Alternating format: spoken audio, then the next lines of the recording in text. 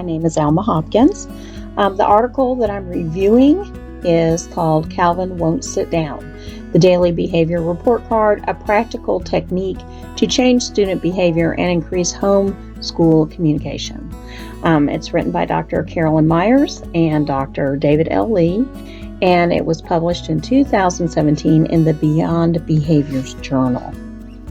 The article explains in detail the advantages of using a simple intervention to support children who's demonstrating disruptive behavior in the classroom.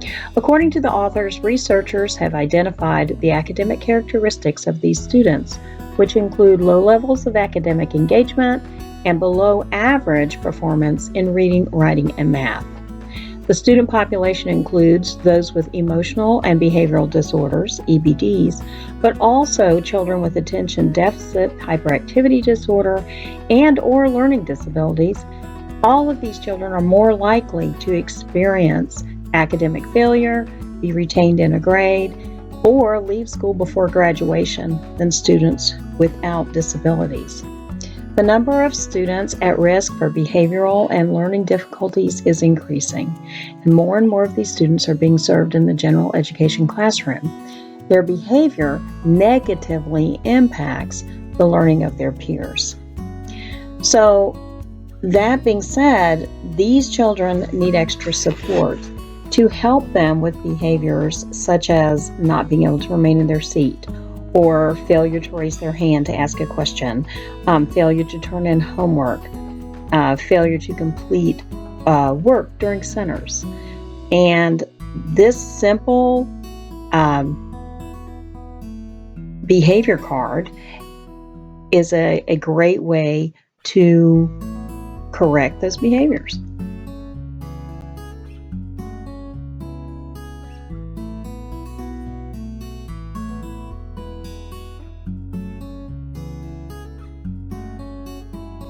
The strategy cited in this journal article is called the Daily Behavior Report Card, or the DBRC. Dr. Carolyn Mires and her colleague Dr. David Lee cited multiple studies that examined the relationship between parental involvement and student success. All agreed that parent involvement has a positive effect on student achievement. Regular and consistent communication between teachers and parents provides the avenue to share information about children's needs, progress, and interests. Despite the fact that 98% of teachers consider working well with parents to be a trait of effective teaching, 90% of new teachers claim that it is the area of greatest challenge and the primary area in which they feel the least prepared. The DBRC is a daily progress note that includes student target behaviors, both appropriate and inappropriate.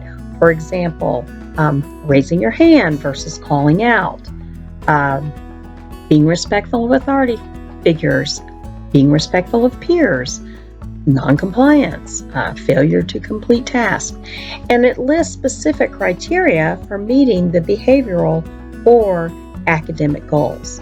The intervention strategy can be customized for individual needs. It can be sent home in native language. You could include pictures. It can easily be transferred into a digital format, such as a Google Doc, or used with an app like Class Dojo. But there are basically three types of DBRCs. You have one where it includes incentives and rewards from parents. You have another that might result in a loss of privilege. And then the combined approach, where it includes incentives and rewards as well as a penalty if the child doesn't meet their goals.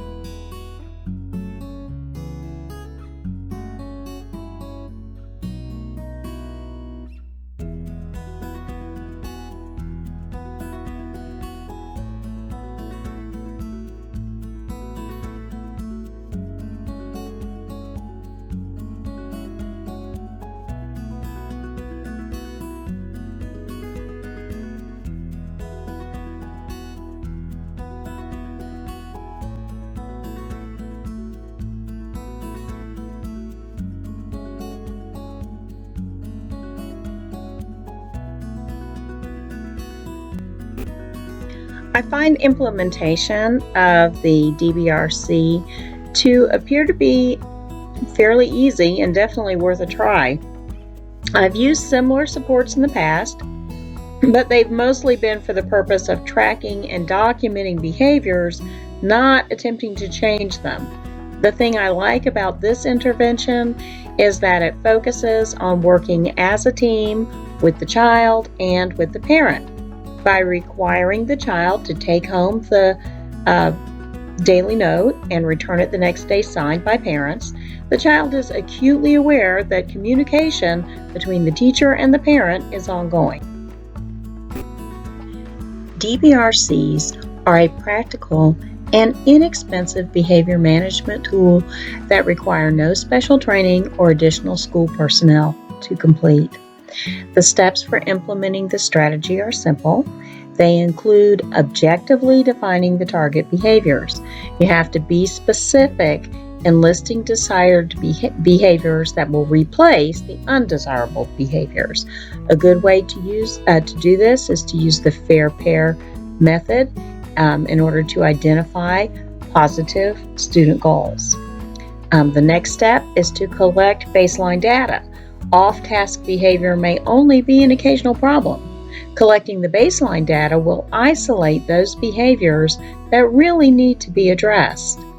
And then you simply construct your daily behavior report card, and you want to include parental input. It's very important to discuss the purpose of the DBRC with the parents and make sure that they are on board and willing to use the DBRC as a communication tool.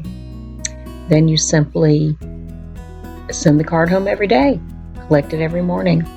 As the behaviors improve, you can fade the intervention. Be sure students know that they've accomplished their goals and are successfully self-monitoring their behaviors so that they don't need the support anymore. Thank you for your time. I hope you have a very blessed day.